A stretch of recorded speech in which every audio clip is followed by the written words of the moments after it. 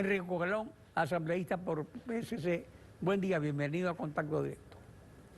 Muy buenos días, doctor Pinargote. Muy buenos días con todos los televidentes. Entre los motivos del rechazo al proyecto urgente está su extensión, exagerada porque abarca más de un tema, según ordena el artículo 136 de la Constitución. Sin embargo, el CAL por unanimidad calificó el proyecto y que el CAL al PSC lo representa la asambleísta Cristina Reyes. Da la impresión entonces o que no leyeron el proyecto en los días que se tomaron del término urgente o que inicialmente calcularon mal su efecto. En realidad, ¿qué ocurrió con el proyecto? Que ya ha habido casi un mes desde que se lo presentó. Desde siempre, no ahora, hemos sostenido que la prosperidad no se consigue con más impuestos, ya sean directos o camuflados en esa mal llamada y membretada ley de crecimiento.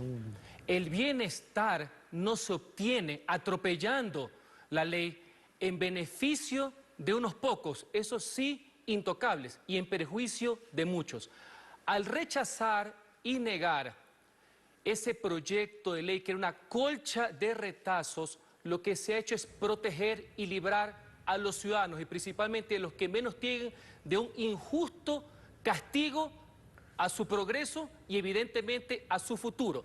El proyecto nació viciado, era inconstitucional por su fondo y por su forma fue tramitado de una forma atrabiliaria del cual nosotros siempre lo enunciamos. La intención del gobierno siempre fue tramitarlo y aprobarlo por el Ministerio de la Ley, es decir, por la ventolera. Y nosotros, frontalmente, dentro de una gran convergencia legislativa, se lo hicimos conocer al pueblo ecuatoriano y por eso la decisión del domingo 17 de este mes. El presidente Moreno no busca la reelección, intenta vender una imagen de estadista que no calcula para las próximas elecciones, en consecuencia estaría dispuesto a dejar la mesa servida. Pero la deja con una ley regulatoria, pues ahora anuncia que el nuevo proyecto será exclusivamente tributario.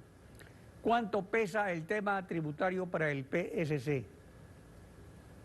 Nosotros no somos sectarios, nosotros también creemos que se puede construir país y construir caminos en conjunto. Si el presidente de la República tiene la sensibilidad de enviar un nuevo proyecto sin ninguna trampa, sin ninguna trafacía, sin ningún proyecto escondido que quieran meter por las tranqueras, que vaya en beneficio del pueblo ecuatoriano, que contenga incentivos, no castigos tributarios, fomento a la producción, tenga usted la seguridad, doctor Pinargote y pueblo ecuatoriano, que contará con nuestro irrestricto apoyo y con nuestro voto en la Asamblea Nacional.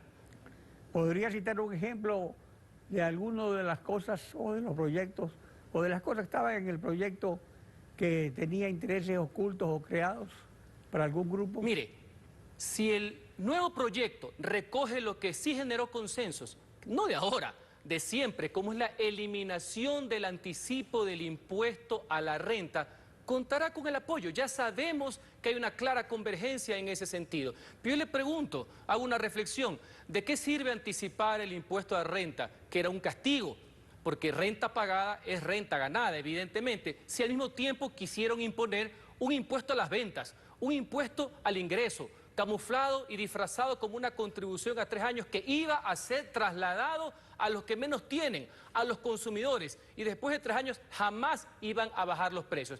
¿Por qué le digo que vieron varias cosas escondidas? Porque mientras estamos preocupados del tema impositivo, quisieron pasar una reforma integral de casi 200 artículos al Código Monetario y Financiero. Señores, ese tipo de leyes tiene que venir por la vía ordinaria, con el tiempo y la sociabilización necesaria para que todo el mundo tenga claro un tema tan sensible como tiene que ver con la banca y con los usuarios. No se puede meter, insisto, de agache normativas tan importantes aprovechando un económico urgente. El PSC históricamente se opone a la creación de impuestos, pero con la planadora PSC-DP de 1998, cuando Jaime Nebot era jefe de bloque, suprimieron el impuesto a la renta, no solo el anticipo, y lo sustituyeron por uno a las transacciones bancarias, que según los expertos precipitó el colapso bancario de 1999. Hoy con el rechazo a impuestos que asegurarían la capacidad de pago del Estado, según asegura el gobierno, se terminaría el acuerdo con el FMI y la banca multilateral. También se dispararía el riesgo país. ¿No temen que con su actitud electoralista precipitarían un agravamiento de la crisis económica? No es una actitud electoralista y peor de cálculo alguno, porque siempre lo hemos sostenido. Tanto así que cuando hay temas en claro beneficio de la ciudadanía, como fueron las leyes propuestas por el gobierno de reactivación económica y fomento productivo, contaron con nuestro respaldo, pese a que algunos sectores que ahora sí apoyan nos criticaron fuertemente. Eso grafica que jamás ha existido especulación alguna, no tiene que ver con un tema de elecciones.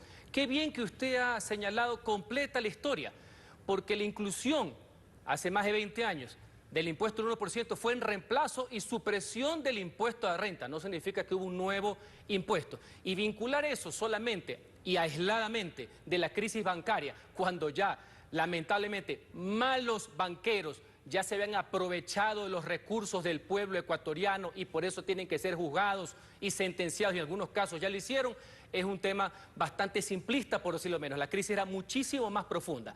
Pero en el caso actual, debemos hacer lo que le conviene a los ciudadanos. El gobierno ha sido elegido para que gobierne, no para que se queje.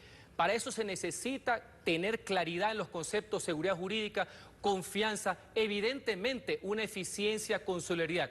¿Por qué no hacemos desde ahorita? No porque es una receta fracasada que lo digan desde otro lado. Una renegociación de la deuda externa. ¿Por qué no vamos al incremento de la producción petrolera? ¿Por qué no vamos a los incentivos tributarios para reactivar al sector privado, el verdadero dínamo y motor de la economía, generador de empleo, con enfoque especial para el agroecuatoriano, con la rebaja de aranceles necesarias? ¿Por qué no vamos a la reestructuración total del sector público, privilegiando la eficiencia, no la ineficiencia? ¿Por qué no vamos a la alianza público-privada para que sea el sector privado que ponga los recursos para infraestructura, que es un generador de empleo directo? ¿Por qué no vamos directamente a un régimen de concesiones? O sea, hay varias alternativas, pero es evidente que es un gobierno el que tiene que garantizar esa confianza y seguridad jurídica, porque si no, tanto estas políticas como estas referencias van a quedar como tinta en el papel. Ahora, pero reducir, usted ha señalado varias alternativas, y ahí está el problema de que nadie quiere pagar la factura. Reducir la inflada masa salarial de la burocracia, que es reducir el tamaño de un Estado obeso, aumentaría el desempleo en Quito y disminuiría la popularidad no solo del PSC, sino de todos los partidos de la capital. Por su lado, la CONAIE presenta otra propuesta recaudatoria. Entonces, concretamente, ¿cuál es la propuesta de la crisis del PSC? Usted enumeró varias, pero ¿en qué se concentra? Enumeré varias, pero ya que usted ha citado el tema de la calidad del gasto público, cuando hablamos de reducción del gasto ineficiente, en ningún momento se señala la razón de ser de un Estado, ese sí solidario, en materia de seguridad, de educación, en el tema de salud, de justicia, que insisto, es la razón de ser de los públicos, pero la ineficiencia está en todos lados, en una burocracia excesiva, en ministerios que no tienen que existir, y evidentemente en unos gastos que son parte de una farra estatal en perjuicio y en detrimento de los que menos tienen, porque eso lo termina pagando el pueblo y eso es lo que nosotros queremos evitar, que este costo de la crisis, que ha sido generada básicamente por el Estado, por su ineficiencia, la termine pagando los que menos tienen. Ni siquiera se recupera lo robado. Entre otras cosas, en la parte tributaria, parte de los conceptos importantes no es elevar los impuestos, no es crear más impuestos, sino que haya más contribuyentes. Y eso va en la línea de que el Estado, con imparcialidad y no con ninguna impunidad, cobre todas las deudas tributarias en vez de seguir pensando en asfixiar al sector productivo, en asfixiar a los ciudadanos, en discriminar a ciudadanos, impidiendo, por ejemplo, que puedan deducir. Lo importante es que hay alternativas. Ahora se necesita decisión y firmeza para ejecutarlas. Henry Cogalón, asambleísta del PSC. Gracias por participar en Contacto Directo. A ustedes, buenos días.